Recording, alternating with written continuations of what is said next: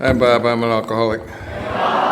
Sober through the grace of God in AA since the 10th of December, 1967. For that, I am very grateful. The longest and the shortest sobriety were Minnesota guys. Kevin was in our, how many years? 20 years in our community. And he's just about to launch himself into another help program, and we think that's a great opportunity, and we hope that next year you will be here with a year and 2 days.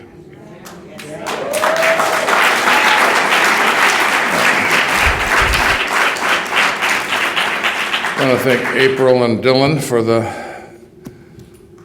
great hotel, for all the work you've done. 2 weeks after having that wonderful child that you have, the Francesca, that's really something. It's like looking at God. I mean, it is just really spectacular. And this is a nice conference. It's different. We do the Woodstocks and so many things, and you get something different. I think when you do the chapters, everybody's done a great job. Kelly was kind of a ringer. I don't know, they kind of put her up like she was actually going to do a chapter, and then she just kind of blew us out of the water.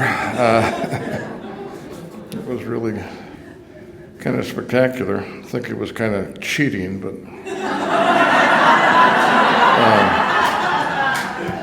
pretty powerful cheating is what it was. And the rest of it is you get something different. I love all the presenters, and you get something different from people when we're doing this kind of stuff than you do when they're giving a talk. And that's one of the things I like the best about it. I've heard tapers talk a little bit about how they sell twice as many tapes at an event like this than they do when people are just giving their AA talk. So there must be that receptivity. I'm going to wander around for 10 or 15 minutes. I've got enough time left that I will get back on subject. I'm going to start on subject, but it just is going to be a little bit different than going into the spiritual awakening, which I will get to when I do it.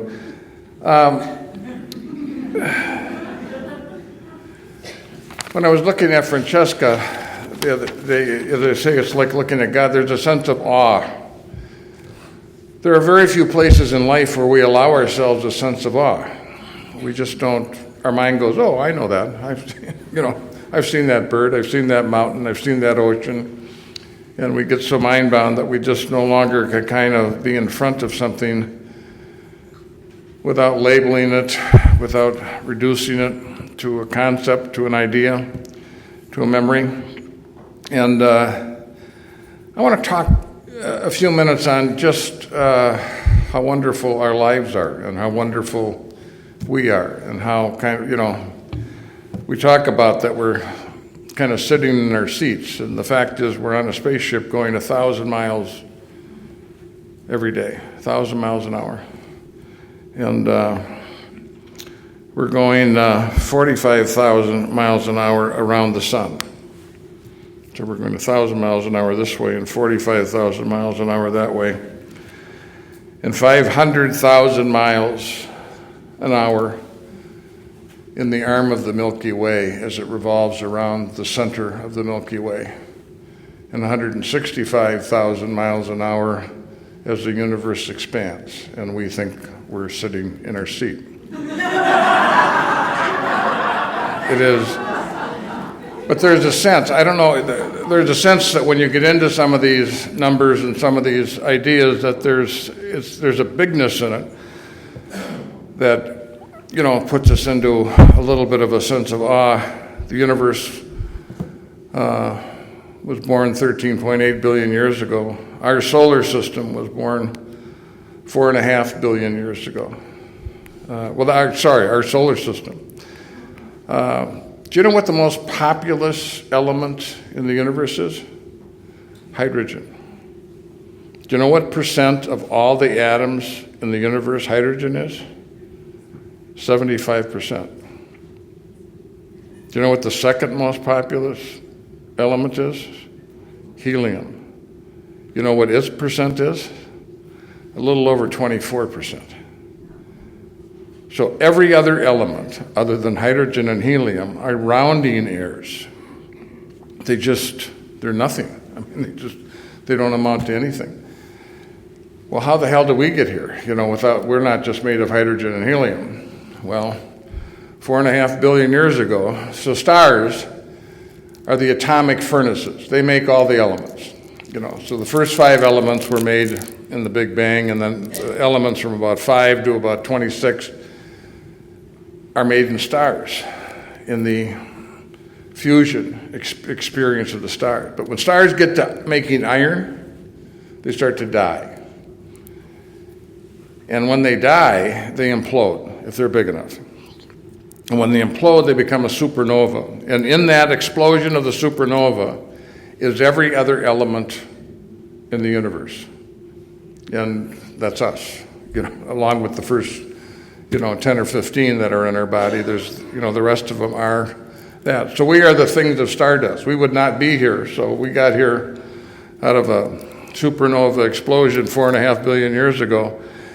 And everything in our solar system, kind of blew out in this area, and 90% of it ended up being in the sun, and the other 10% is distributed among the 8 or 9 planets, depending upon whether we think Pluto's not a planet. But we now think there's something bigger than Neptune out there. We just don't know exactly where it is. There are a couple of 100 billion stars in the Milky Way. And the Milky Way is one of a couple of 100 galaxies. So space is just, bigger and more complex and different than we could ever imagine that it is. So with all this scientific information we have about our universe, we only know what 4.5% of the universe is made of, which that blows my mind. We never had this conversation until I think the last dozen years. 72% of everything in the universe is dark energy, and 23% is dark matter, and 4.5% is stuff. Only 4.5% are those atoms of hydrogen and helium. That's all we know about, 4.5%. And we're trying to find out what the hell the rest of it is. But we really don't know. I'll come back to the Big Bang.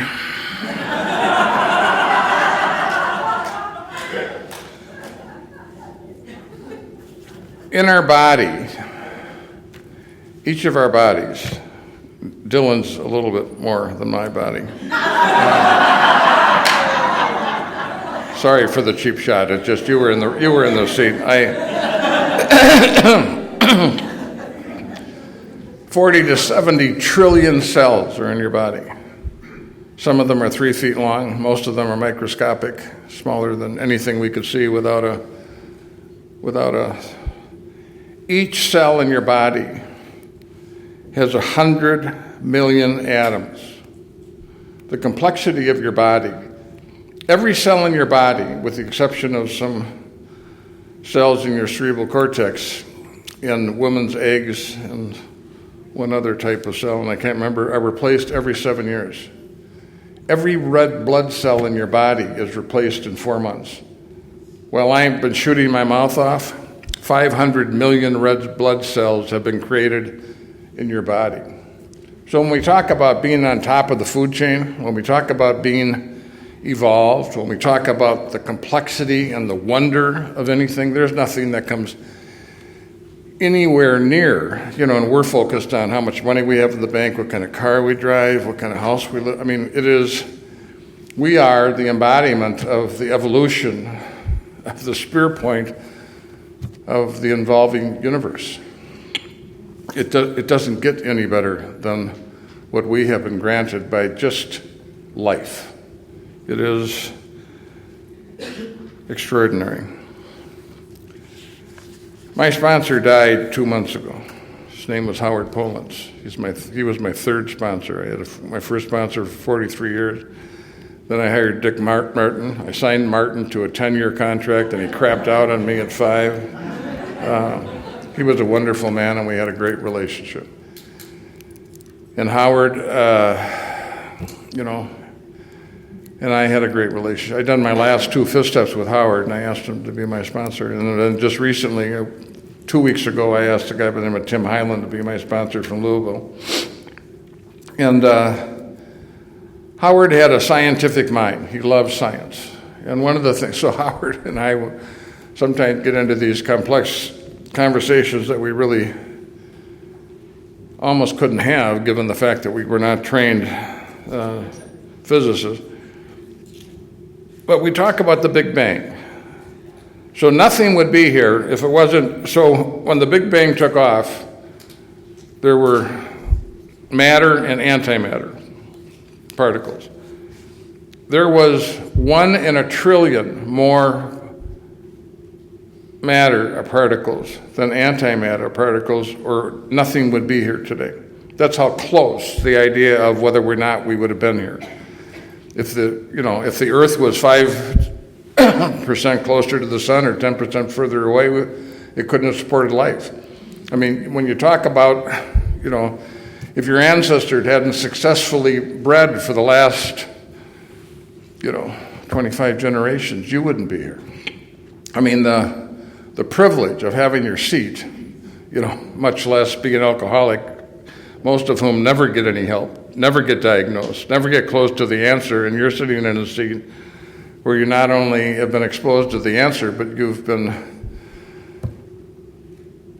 involved enough in your own recovery that you're willing to spend a couple $100 to have this seat, to have the conversation that people are so eloquently conversing about. For the first 350 million years, there were no atoms.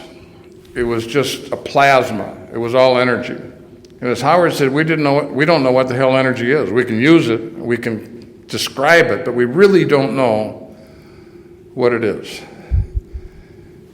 And Howard, and I wish Steve were up here imitating Howard. Steve does a lot of things well, but he does an imitation of Howard that is quite good. And in that, Howard said, that's all there was.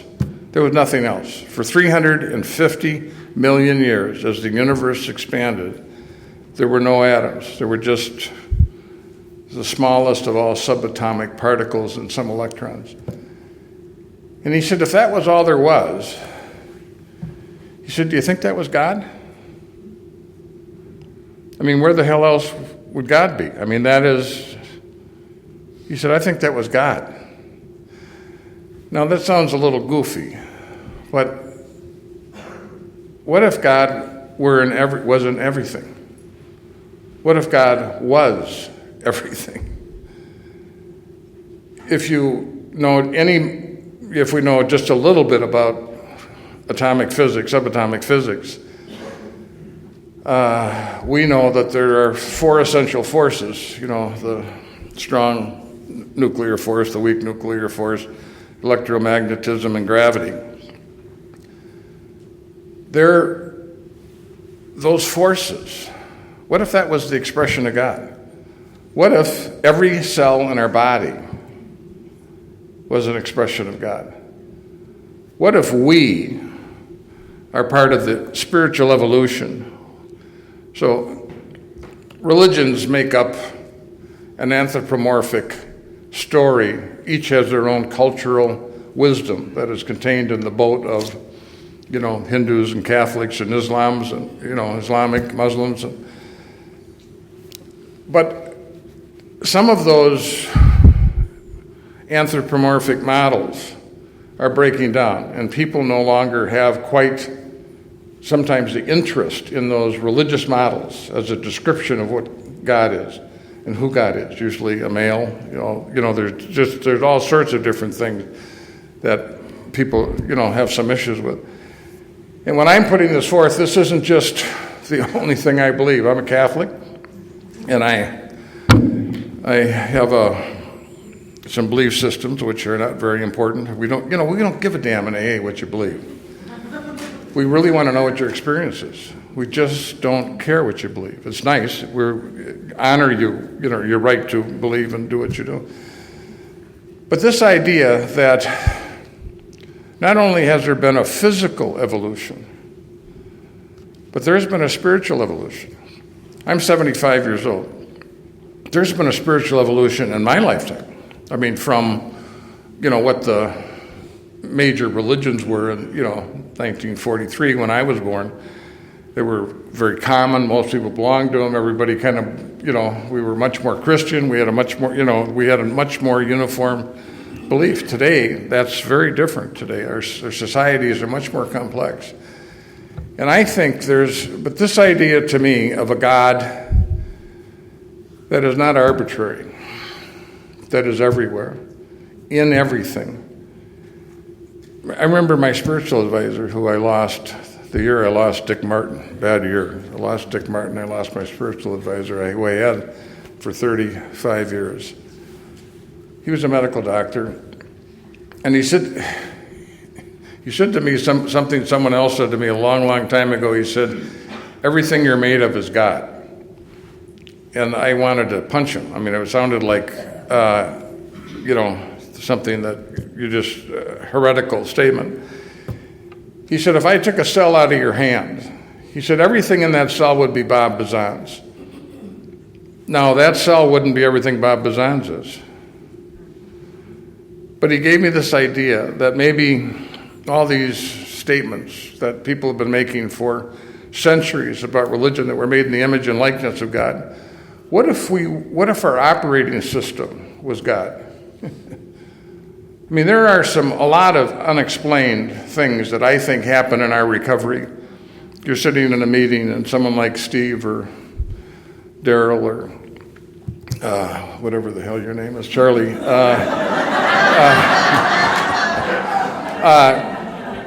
says something, and your soul just goes, oh yeah. It doesn't go, oh, I like that, I'm going to write that down. It just knows that you have said something. Yeah, you made a statement that I wrote down. You said, it's been true for me all my life, but I never knew it until I heard this woman or man say it at the meeting. I'm not saying it as eloquently as you did, but it was that. And we have a knower. No one taught us that. We had never heard, so when you hear those magical, wonderful things that these guys and gals come up with, who knows that? What if you couldn't learn anything you don't already know? What if almost everything that we learn of any significance is relearning? That it really has a sense of, of coming home. It has a sense of, I know this at a different level than just having heard it, on Tuesday. I know it as a thing. So, along with my more traditional beliefs, I have been engaging in kind of a more universal idea of the power of my higher power. And it is I like it. It has given me some energy around.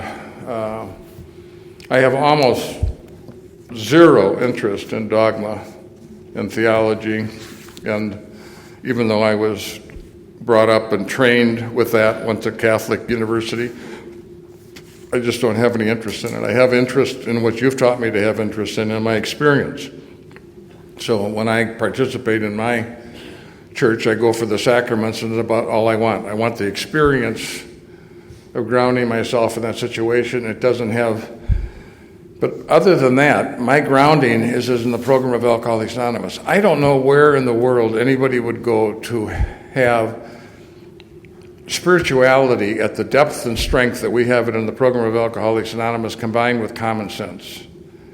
It is to have no theology, to have our founders ground us in the freedom that they had. I mean, it's just the idea that you could pick a part Pick your own definition. Start where you are. It's just an extraordinary thing. There are 4 or 5 places in the big book of Alcoholics Anonymous that point to spiritual awakening. So the first one that I'm going to talk about, what was the gentleman's name who read? John. So he read the spiritual appendix. Thank you. And that's the one that we're most familiar with, that spiritual appendix. The personality change sufficient to bring about sobriety. But can you imagine that Bill is going through DTs in Towns Hospital in December 11th or 12th of 1934. And he has his spiritual hot flash. And he calls Silkworth into the room. And the medical doctor, he says, this is what happened to me. This is my experience. What do you think? And Silkworth says, hang on to it, baby. You didn't have anything a few minutes ago. Hang on to this. There's something different. Now, can you imagine the humility of that doctor?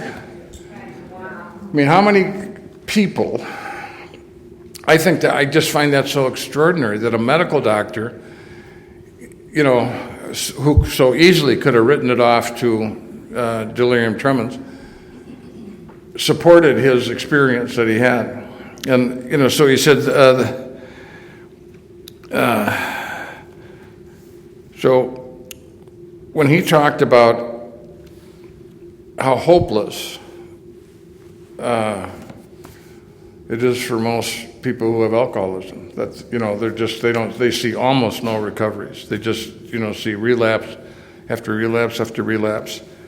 And then he said something, this is repeated over and over, talking about the experiment of the first drink, until you can experience an entire psychic change. There is very little hope of recovery.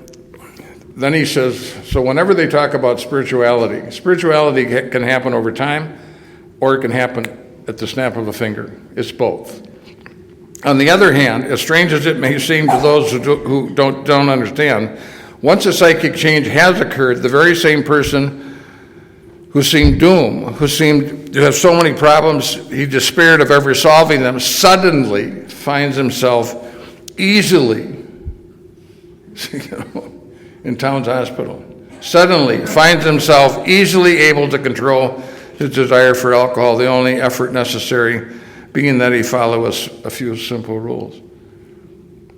So an entire psychic change where all of it, and on the preceding page, he says, in nearly all cases, their ideals must be grounded in a power greater than themselves if they are to recreate their lives. Now, this language is pretty darn spiritual for a medical doctor in 1934 working in a drunk ward. There are 2 other places. Well, I'm going to go to Young next, I guess. So Roland goes over to Young, spends the better part of a year with Young.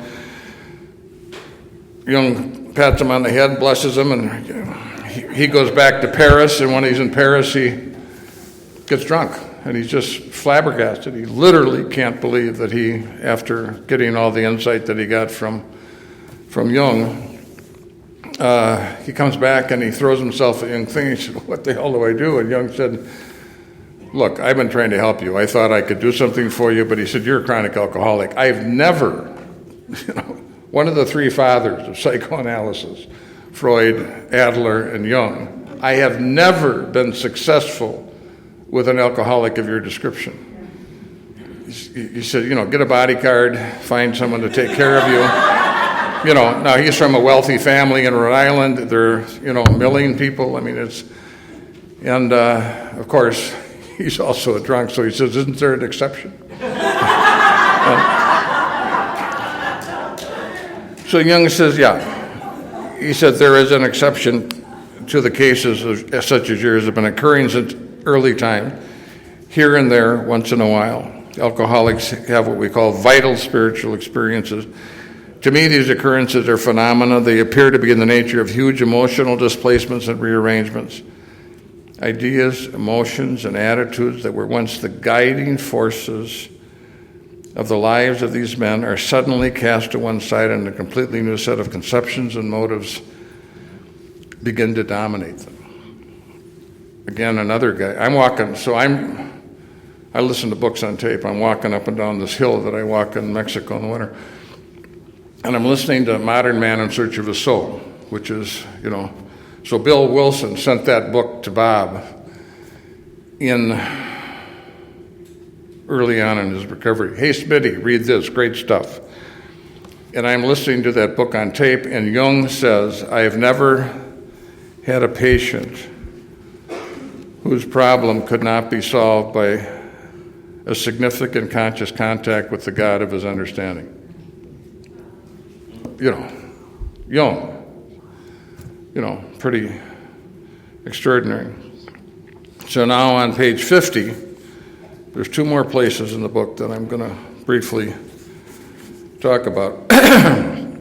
In the chapter, Do We Agnostics, towards the bottom of the page, they're describing, since they have come to believe in a power greater than themselves, to take a certain attitude towards the power, to do certain simple things, there's been a revolutionary change in the way of living and thinking.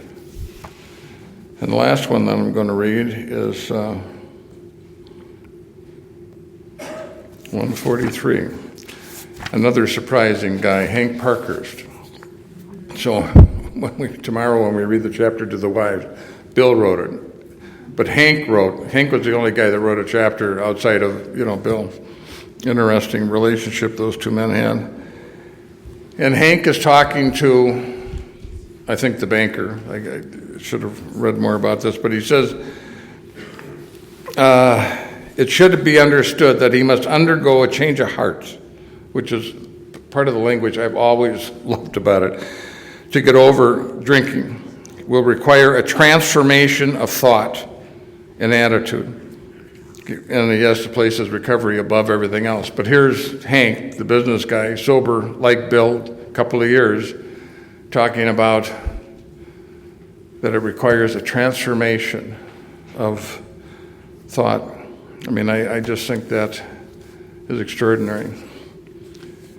If you were to tell any of your friends, that aren't related to the program, that, you were going to bring someone someplace and with the expectation that they were going to have a spiritual awakening, that wouldn't translate very well. They just wouldn't, be able to think you were going to be on the corner with your tambourine and, they would not, that would be not something that they could easily do. But we, without any real training, so when we just happen to have a meeting and it's a discussion on the 11th step and you've got 50 people in the room, everybody can go around the room and almost everybody has something personal and significant to talk about their experience with a spiritual awakening. There's no other room in the world. I don't care. It's our language, so I guess it might be logical at one level that we could have that conversation in Alcoholics Anonymous.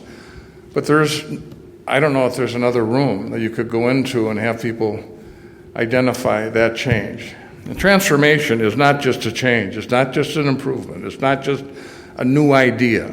It is, and it's not something you can make happen. It's something that happens to you. It's a gift. It is not, this is not mechanical. This is not if I go through and I dot the I's and I cross the T's, that I'm guaranteed that I'm going to have a spiritual awakening. That may sound argumentative because we're here talking about the steps in the program and everybody gets the same thing.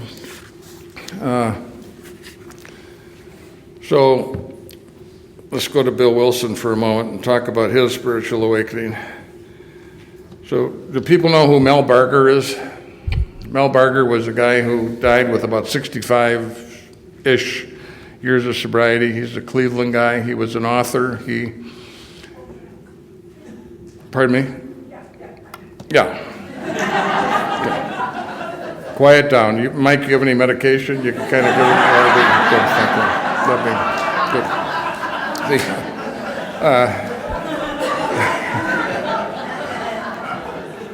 So Barger is kind of like Paul Martin. He wrote a lot of articles for the Grapevine. He was one of the guys that was going to rewrite AA Comes of Age, but we never got around to being able to accept the people who did the work on that. And then he worked on Pass It On. So Barger's sober a year and a half, and he goes to Cleveland. He listens to Bill. Bill wrote. So Barger's two big questions. He writes Bill a letter, and his two big questions is he thinks that the 12 and 12 is less positive than the Big Book, and he wants to know why. And then he wants to know why. He wants to know about Bill's mountaintop experience. And Bill writes him back a letter, a newcomer, 3.5-page letter. And towards the end of the second page, Bill talks about his hot flash. When the doors of perception are open widely enough by ego deflation. So when we talk about what's the opening for us, what's the gift? The gift isn't the hot flash. The gift is the collapse of the ego. Without the collapse of the ego, we're not going to have the spiritual experience. There isn't an entry point. It's like an egg. We are not receptive.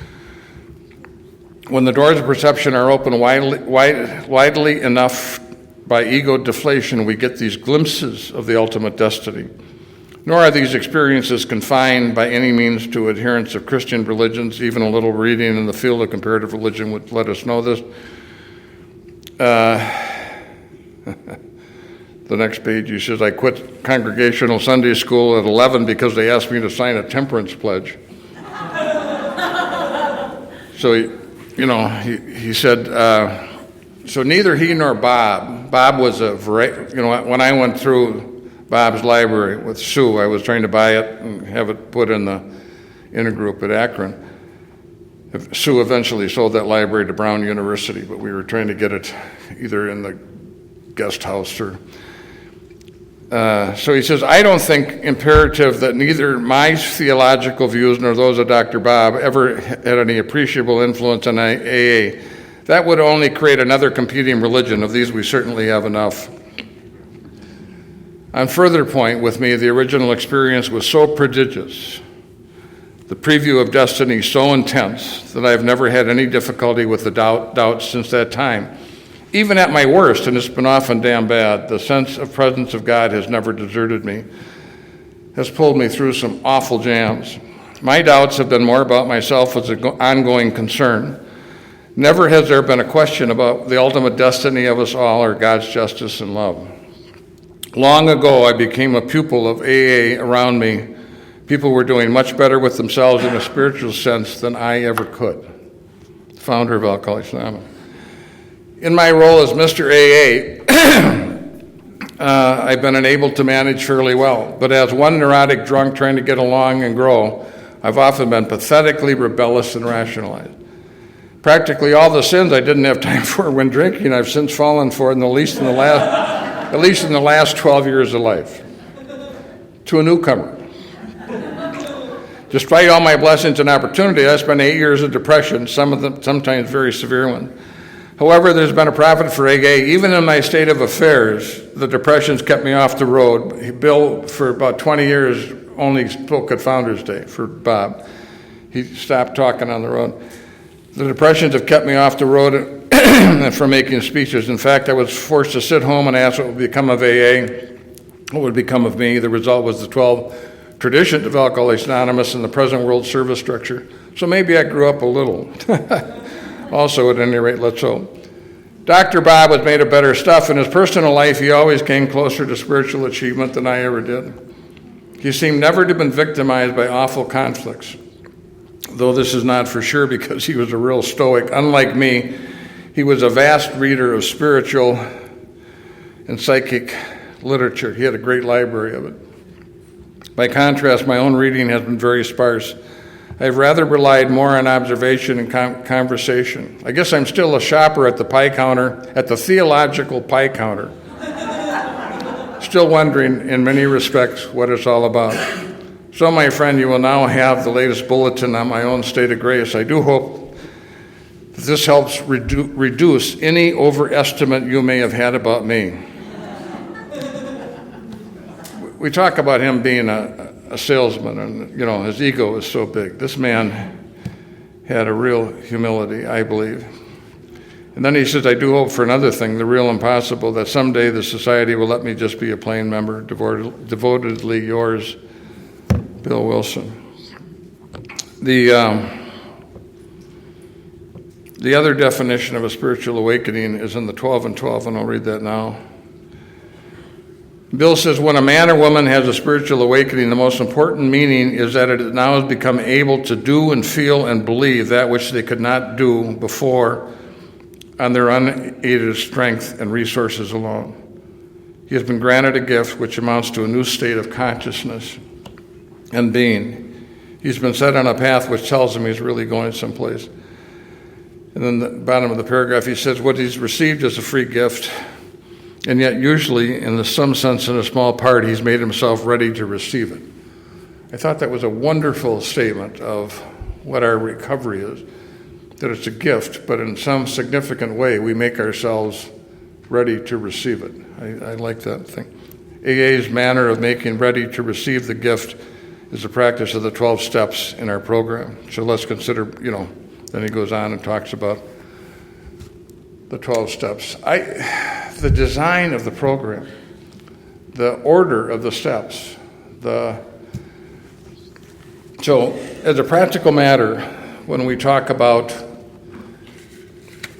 the other thing you sometimes hear at a meeting is, I wonder if I have had any spiritual experience. And I kind of came up with my own sort of thing. I think some of the people who presented here could probably do better, but I always liked too when Bill talked about when he got sober. He never said I got sober on the December 11th, 1934. He says I experienced my release. And Lois used the same language. I experienced my release on December 11th, 1934. So on page 64, one of Charlie's favorite, those 3 or 4 pages right after step 3, it says first once we get the spiritual malady in order, we get well emotionally and physically. And I always thought that was backwards. I always thought, I said we get well, I was young, we get well physically first, we get well emotionally second, and we get well spiritually third. That's the most complex, sophisticated aspect. That's later, okay? I no longer believe that. I believe that Bill was correct, and I believe he put his finger right on it. What we are dealing with people, we are people who are family and friends and doctors and employers have been trying to get us help for a very long period of time, and we would have none of it. We are name, rank, and serial number. We're impossible to have a conversation with about getting help, okay? And all of a sudden, this person is going to meetings, reading the book, getting a sponsor. What the hell has happened? Without even the person realizing that it's happened. It's the same thing in treatment. They open the trunk door and throw Bill out of the thing, and he goes in and he's in treatment. He spent the first 2 weeks he's planning how to kill his wife if he ever gets out. They're trying to hold him in treatment. And then about 3 weeks in, boom, something happens to Bill. And all of a sudden he's in the game. Everybody knows he's in the game. Now, Bill doesn't think anything is different in the third week than it was before, but all of a sudden he's the guy stopping the people from leaving. What's happened? Step 1, the surrender. His ego has collapsed, and all of a sudden he's doing things that is a spiritual awakening. This is not an improvement. This is not a change. He's not even thinking this through. He wasn't given a set of instructions about exactly what to do, maybe somewhat with a sponsor, but there's a power going through this man or woman. Secondly, when we start through the steps, I don't know if it'd be interesting later on if you agree with me or not, Charlie, but why are resentments so damn corrosive to us? And one of the reasons is I think there's lots of reasons for it. But the other is if you have a resentment, you're blaming other people. I mean, you are not taking responsibility for your life. And the essence of what happens in step 4 is owning your life. It is, and that is a lazy Susan. That's a 180-degree turn. I think we all feel subtly like we were victims of circumstances and bad breaks. If our life had been a little bit better, if I got treated a little bit better, if this happened in a little different way, got a little bit more money or whatever the hell it was, but we kind of thought of ourselves, and we've been developing a story for the last 15 or 20 years. I mean, our story is the explanation for the unexplainable. You know, we're on that like white on rice. It is, I mean, our story is very important. But all of a sudden, when we start doing the inventory and we get to step 4, and that lazy Susan gets turned around, and we're owning our lives. That's, to me, a spiritual awakening. That change is not explainable in a matter of a few days or a matter of a few weeks. It is too big an event to be explained by information. Too big an event to be explained by words. You know, these changes are beyond words. They are not, you know, because they're of God, you can point to them, but words cannot contain them. My favorite is, you know, when you're working with a new person and you make the mistake of asking them how they are, they do the dump. You know, they talk about the car, the job, the police, the insurance, the money problems, the bad checks, and all the sorts of things. And somewhere about 3 months into the process, without any circumstance changing, you ask him how he is. And he says, "Oh, I'm okay. I was a little nuts on Tuesday, but I'm okay." What the hell changed? Not an iota of difference in the circumstances. But all of a sudden, this man has gone from being at the effect of the circumstances of his life to understanding that his job is to respond to whatever's going on in his life. He's using the program to respond. 2 ways to be happy: get what you want or be okay with whatever happens. And when Steve talked, when you kind of quoted Sandy about the definition of, I always thought that was a cheap shot, that he took away the definition of problems in the process of having the conversation. That all of a sudden, there aren't problems. All of a sudden, our job is simply to be in union, to be connected, to be with whatever is coming down the pipe. Now, once you've made that change, it's Groundhog Day. It doesn't matter what comes down the pipe. All of a sudden, it's like every day is the same. There are days that are more trying than others, but I'm okay, because my job is simply dealing with whatever. I've got a program now. I've got a sponsor. I've got a group. I've got a power greater than myself, and I can deal with whatever comes down the pipe. That's a different grounding. That change is a spiritual awakening. And lastly, and I mean, there are so many more, but the other most powerful one is, how do you go from the second column in your inventory to steps 8 and 9? How does your resentment list end up being your amends list? Now, that isn't true with everybody, but I'll tell you, it's astoundingly true for many of us. And if you told most new people like that, you couldn't get them to do the inventory, because the idea of them going to the people that are on their resentment list and doing it is just anathema to them. They just, they wouldn't buy it, they wouldn't believe it, but they just automatically get led by the power of these spiritual actions. There is a power in these things. They alter us. They're like I shouldn't talk Catholicism, but when I grew up, they taught you that there was things called sacraments, and that when you did a sacrament, there was an added grace.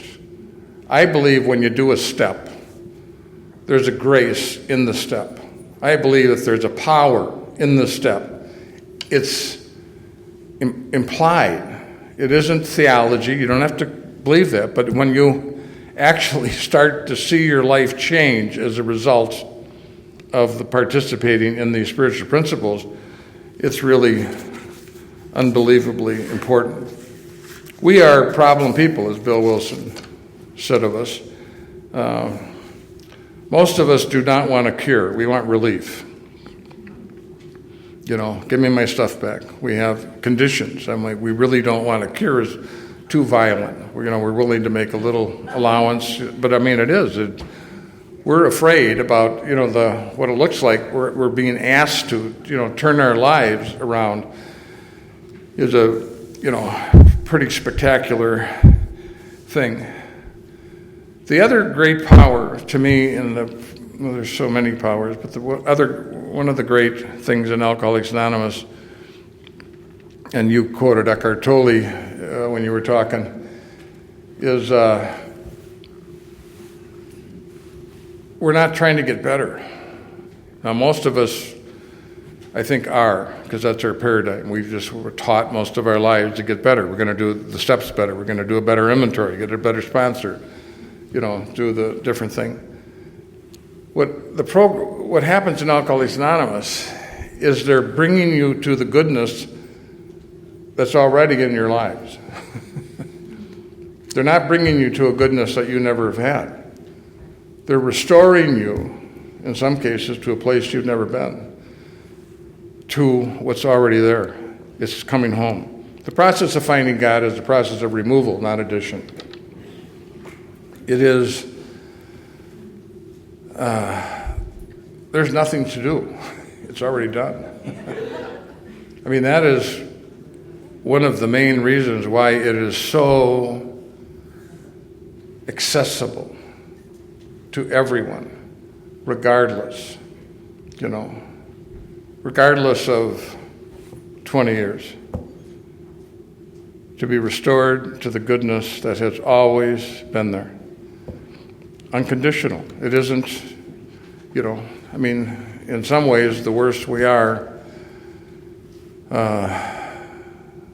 the ego, we have a chance to have that ego reduction, that opening, and to have the grace of God come in.